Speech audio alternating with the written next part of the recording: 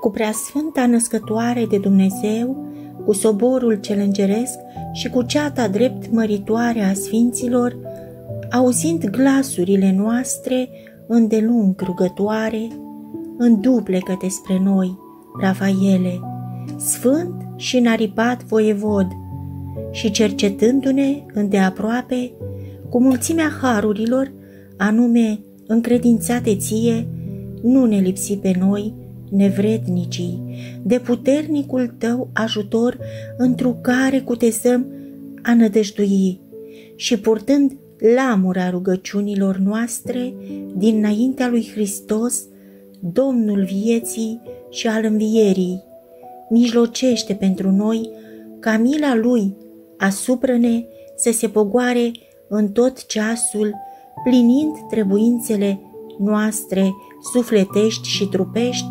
după voia înțelepciunii Lui, iar nu după cugetul nostru cel întinat. Fie ca tot sufletul creștinesc aflat în boală sau în neputință, tulburat în casă sau în patul lui, călător pe uscat, pe apă sau prin văzduh, fiecare după nevoia pe care o poartă, să primească prin îngereasca ta mijlocire